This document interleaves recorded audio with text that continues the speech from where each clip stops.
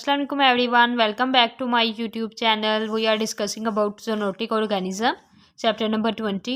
हम लोग बात कर रहे हैं ज़ूनोटिक ऑर्गेनिज्म चैप्टर नंबर 20 के बारे में। तो इसमें जो पहले हमारे पास जो भी बैक्टीरिया की स्पीशीज़ आती थी उनको हम रीड कर चुके हैं। तो आज हम बात करेंगे यर्सीनिया पेस्टिस की, कि यर्सीनिया पेस्टिस कैसे स्प्रेड करता है, इसकी ट्रांसमिशन कैसे है, इसकी पैथोजेनेसिस क्या है, क्लिनिकल फाइंडिंग्स और लैब डायग्नोसिस की हम बात करेंगे। तो जो यर्सीनिया पेस्टिस काज क्या करता है, यर्सीनिया पेस्टिस हमारे पास काज करेगा प्लेग। प्लेग मीन्स ताउन, ठीक है, ये काज करेगा। इसके बाद इसकी होती है बाइपोलर स्टेनिंग।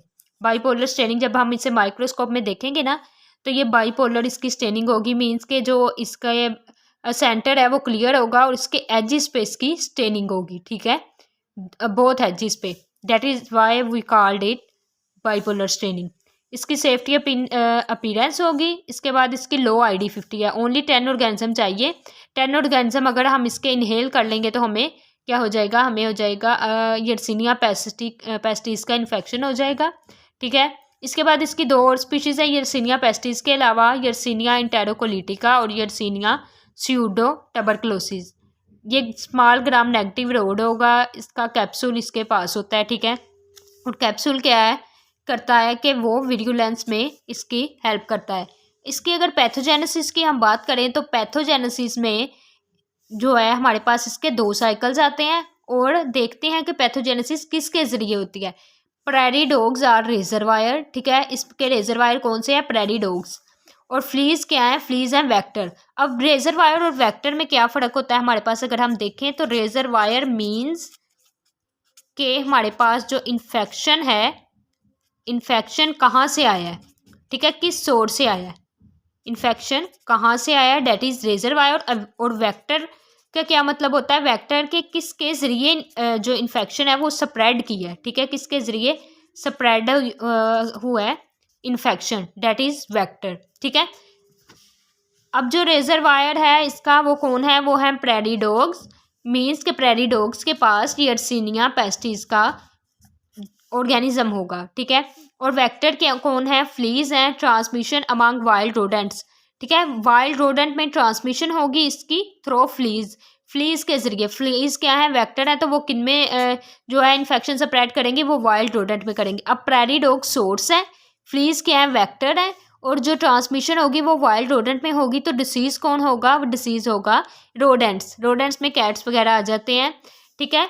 इसके 2 साइकिल होते हैं, एक होता है इंजोटिक और सल्विटिक साइकिल, यहाँ हम इसे कहते हैं जंगल साइकिल, ठीक है। और दूसरा होता है अर्बन साइकिल। अब अर्बन साइकिल कैसे होता है, इसकी ट्रांसमिशन हो सकती है अमंग अर्बन रैट में। अगर इसकी ट्रांसमिशन होगी ना, मतलब यर्सीनिया पेस्टिस अगर अर्बन रैट्स में होगा, फ्लीज इसे अर्बन रैट्स में कर देंगी ट्रांसमिट, देन इसकी ट्रांसमिशन हो जाएगी आगे। तो इसे हम क्या कहेंगे, अर्बन साइकिल। और मैन जो है इसका एक्सीडेंटल होस्ट है। वैसे मैन जो है वो उसे ये काज नहीं होता, लेकिन एक्सीडेंटली तौर पर इसे जब काज हो जाता है देन इसे क्या होता है, इसे हो जाता है प्लेग, ठीक है। अगर हम इसके बात करें इसके बाद इंजोटिक और सिल्विटिक साइकिल की, या इसे हम जंगल साइकिल कहते हैं क्योंकि ये हो ही उधर जंगल में रहा है, ठीक है। तो क्या करेगा, सबसे पहले जो फ्लीज हैं वो क्या है हमारी, हमें पता है ये है वेक्टर, इनके ज़रिए होनी है इन्फेक्शन की स्प्रेडिंग।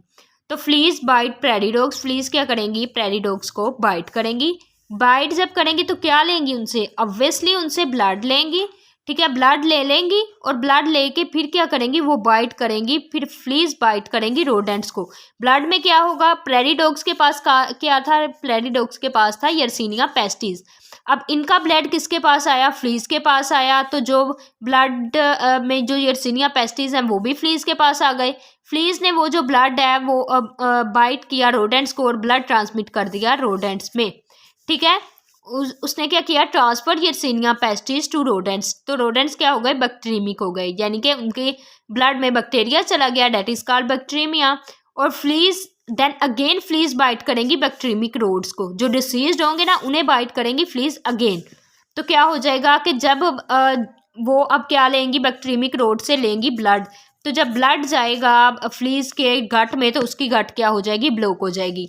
ब्लॉक हो जाएगी तो अगेन फ्लीज क्या करेगी, किसी और ऑर्गेनिज्म को बाइट करेगी ठीक है, बाइट क्यों करेगी? रीगर्जिटेशन के लिए, और ट्रांसमिट करेगी यर्सीनिया पेस्टिस थ्रू रीगर्जिट मतलब वोमिटिंग के जरिए। वो वोमिटिंग क्यों करेगी? वो वोमिटिंग इसलिए करेगी ताकि जो उसकी गट है वो ओपन हो जाए, तो इस तरह ऑर्गेनिज्म इनोकुलेटेड हो जाएगा। अगर अब मैन एक्सीडेंटल होस्ट कैसे है कि इन केस फ्लीज जो हैं वो वहाँ से आ जाएं जी, ठीक है, फ्लीज के पास हो, उन्होंने बाइट किया हो प्रेरी डॉग्स को, उनके पास हो यर्सीनिया पेस्टिस, तो वो आके किसने बाइट कर दें? वो बाइट कर दें रैट्स को, अर्बन जो रैट्स हैं उन्हें बाइट करें, और उसके बाद यहाँ रीगर्जिटेशन के प्रोसेस के थ्रू मैन में अगर वो रीगर्जिटेट कर देती हैं कहीं भी किसी भी जगह पे, तो क्या हो जाए कि अगर और मैन को अगर वाउंड है तो वो जो हमारा उनका जो वोमिटिंग है, वोमिटिंग क्या है दरअसल बायोफिल्म ऑफ बैक्टीरिया, वो मैन के अंदर चला जाए, ट्रांसमिट हो जाए, तो ऑर्गेनिज्म क्या हो जाएगा? इनोकुलेटेड हो जाएगा। ठीक है, अब अगर हम क्विक सा रिव्यू करें कि एंजोटिक और सिल्वीटिक साइकिल एक्चुअल में है क्या, तो ये है कि इसमें क्या होगा कि सबसे पहले हमारे पास है प्रेडी डॉग्स। ये क्या है? Razor wire. इनको बाइट किसने करना है? इनको बाइट करना है फ्लीज ने। ठीक है, फ्लीज ने इन्हें बाइट किया और क्या लिया? इनसे लिया ब्लड लेके इसने क्या किया? ये ब्लड ट्रांसमिट किया। ये ब्लड किस में ट्रांसमिट किया? ये ब्लड ट्रांसमिट कर दिया रोडेंट्स में जब ब्लड ट्रांसमिट किया तो रोडेंट्स क्या हो गए? रोडेंट्स हो गए बैक्टीरियमिक। अब उसने अगेन बाइट किया, जो बैक्टीरियमिक रोडेंट्स थे उन्हें अगेन बाइट किया। जब उन्हें बाइट किया तो जो बैक्टीरियमिक रोडेंट्स का ब्लड था वो इसकी गट में गया, तो इसकी गट क्या हो गई? गट ब्लॉक हो गई। तो गट को ओपन करने के लिए उसने अगेन क्या किया कि किसी ऑर्गेनिज्म को बाइट किया या रीगर्जिटेशन की, मीन्स के वोमिटिंग की, तो ऑर्गेनिज्म क्या हो जाएगा? इनोकुलेट हो जाएगा। That is the process of its pathogenesis. ठीक है, अगर हम इसकी क्लिनिकल फाइंडिंग्स की बात करें तो इसमें क्या होता है? ब्यूबोनिक प्लेग बनते हैं, लिम्फ नोड इनलार्ज हो जाते हैं, इसे हम ब्यूबोज भी कहते हैं। इसके बाद फीवर हो जाता है, में अल्जिया, सेप्टिक शॉक होता है। सेप्टिक शॉक क्यों होता है? जर्म्स की वजह से, जब जर्म्स हमारे ब्लड में आएंगे। इसके बाद नमूनिया हो सकता है। नमूनिया हम इसे इनहेल भी, कुछ केसेस ऐसे होते हैं जिसमें हम इसे इनहेल करते हैं यर्सीनिया पेस्टिस को, और इस वजह से नमूनिया हो जाता है, और means inflammation of lung, bacteria हो जाएगा। जब बैक्टीरिया यर्सीनिया ब्लड में आएगा तो डेट इज़ बैक्टीरिया डीआईसी यानी डिसेमिनेटेड इंट्रावास्कुलर कोगुलेशन हो सकती है। इसमें क्या होगा कि ब्लड वेसल ब्लॉक हो जाएगी। जब ब्लड वेसल ब्लॉक हो जाएगी तो टिश्यू क्या हो जाएंगे? ब्लैक हो जाएंगे। इसे हम क्या कह देते हैं? ब्लैक डेथ, और हेमोरेज भी हो सकता है। ठीक है, यानी leakage of blood from blood vessel. इसके बाद अगर हम इसकी विरुलेंस फैक्टर की बात करें कि कौन कौन से विरुलेंस फैक्टर इसे मदद देते हैं एंटीफैगोसाइटोसिस से, तो सबसे पहले इसके पास क्या है? इसके पास है F1 एंटीजन। तो F1 एंटीजन क्या करती है? ये होती है एंटीफाइगोसिटिक, ये इसे फाइगोसाइट नहीं होने देती। इसके बाद दो और एंटीजन होती है, एक होती है V एंटीजन, सेकंड होती है W एंटीजन। ये इसे क्या करती है? इंट्रासेलुलर सर्वाइवल प्रोवाइड करती है। इसके बाद इसके पास होते हैं एंडोटॉक्सिन भी होगा, एक्सोटॉक्सिन भी होगा। वो क्या करेगा? वो इसकी पैथोजेनेसिस में हेल्प करेगा। इसके बाद यर्सीनिया आउटर प्रोटीन होती है, वो भी इसकी सर्वाइवल में मदद करती है। ठीक है, ये यर्सीनिया आउटर प्रोटीन कैसे सर्वाइवल में मदद करती है? सबसे पहले तो इनहिबिट फाइगोसाइटोसिस, यानी इसे फाइगोसाइटोस नहीं होने देगी। उसके बाद ये साइटोकाइन की प्रोडक्शन करेगी, इन्फ्लेमेशन करवाएगी, और क्या करेगी? यर्सीनिया आउटर प्रोटीन के क्लीव करेगी सिग्नल ट्रांसडक्शन पाथवे, मीन्स के जो सेल टू सेल कम्युनिकेशन है, सेल टू सेल कम्युनिकेशन जब वो ही नहीं होगी तो एट लास्ट क्या होगा? सेल की डेथ हो जाएगी। तो ये सिग्नल ट्रांसडक्शन पाथवे को क्लीव करती है। इसके बाद अगर हम इसकी लैब डायग्नोसिस की बात करें तो ये क्या होती है? इसकी सेफ्टी पिन अपीयरेंस होती है अगर हम इसे माइक्रोस्कोप में चेक करें।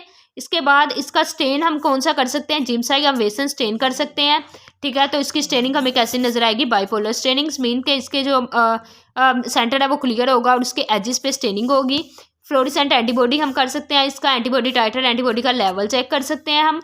इसके बाद स्मीयर बना सकते हैं इसका, और कल्चर ऑफ ब्लड कर सकते हैं। अगर हम पास फ्रॉम ब्यूबोज, ठीक है, जो ब्यूबोनिक प्लेक्स हमारी बॉडी पे नज़र आएंगे उससे हम वो पास लें और वो अगर हम उसका स्मीयर वगैरह बनाएं तो वो क्या होगा? वो बेस्ट प्रोसीजर होता है।